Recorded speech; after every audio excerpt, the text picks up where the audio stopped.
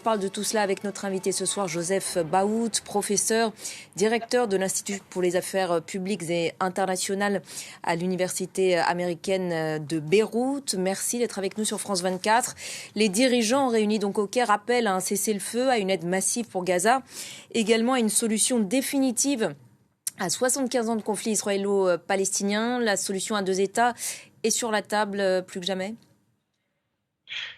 D'abord, je pense que la dernière phrase, c'est pour ça que j'ai un tout petit peu souri, résoudre 75 ans de conflit israélo-arabe ou israélo-palestinien maintenant dans un sommet un tout petit peu bricolé à l'Hatz, je crois que c'est un tout petit peu optimiste, je dirais. Pour revenir à des choses plus sérieuses, je crois que ce sommet aujourd'hui, il avait pour but plusieurs choses. D'abord, il avait pour but ce qu'on pourrait appeler de réarabiser la question israélo-palestinienne et de saisir l'occasion de cette crise à Gaza pour reprendre un tout petit peu l'initiative au niveau arabe.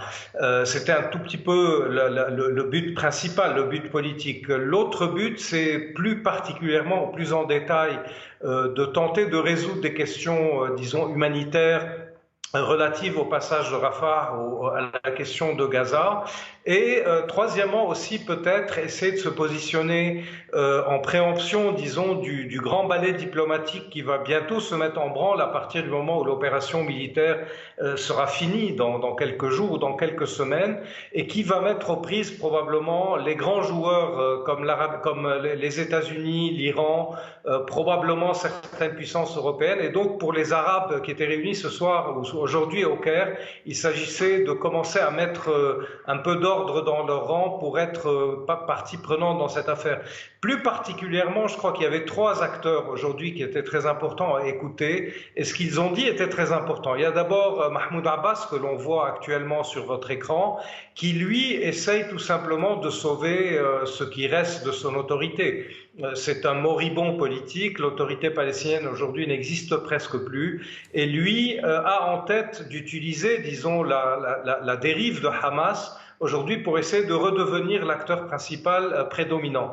Il y a ensuite l'Égyptien, donc l'hôte de ce sommet, qu'on voit aussi maintenant sur l'écran, et lui, pour lui, il est déjà nécessaire d'abord d'éviter une crise humanitaire dont il hériterait à travers, disons, le transfert d'1 million à 1,5 million de Gazaouis vers le désert du Sinaï. Ça, il n'en veut surtout pas. Et il a aussi la charge un tout petit peu de la gestion de Gaza qui, en fait, revient à l'Égypte traditionnellement. Et donc, pour lui, il est très important, il est vital d'éviter que cette crise de Gaza ne tourne à la bombe pour lui. Il y a troisièmement la position saoudienne qui est probablement politiquement la plus importante et qui, elle, aujourd'hui, essaye à la fois de maintenir le lien qu'elle avait commencé à établir avec Israël, de profiter de sa meilleure relation avec l'Iran et de réapparaître un tout petit peu comme le grand frère de la famille arabe qui reprend le flambeau palestinien entre ses mains et qui se positionne un tout petit peu comme le grand acteur diplomatique au nom de la communauté arabe.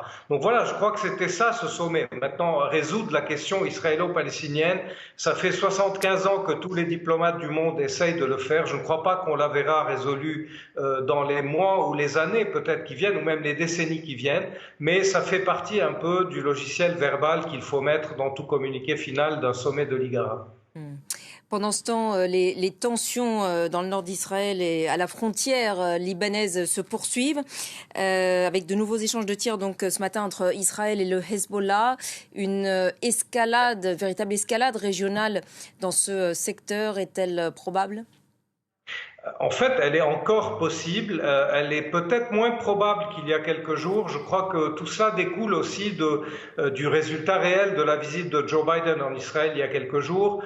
Très probablement, il aurait, d'après ce qu'on commence à comprendre, marchandé avec les Israéliens une très forte couverture politique et diplomatique, une aide financière gigantesque, 14 milliards de dollars, contre probablement une mise de plafond à cette opération terrestre. Et donc hier, l'état-major israélien, le ministre de la Défense israélien, parlait d'une incursion terrestre limitée qui aurait pour but d'éradiquer les infrastructures du Hamas et de mettre en place une autorité sécuritaire et politique capable de gérer la bande par la suite. Donc on n'est plus vraiment dans l'évacuation de toute la bande par les Palestiniens, de l'invasion totale, de l'occupation de Gaza. La grande question sera de savoir, et chaque heure qui passe sans le début de cette opération terrestre, c'est si elle aura vraiment lieu. Je pense qu'il y aura quelque chose. Elle n'aura pas l'ampleur que les Israéliens voulaient lui donner. La grande question sera de savoir si pendant cette invasion, cette opération terrestre, cette incursion,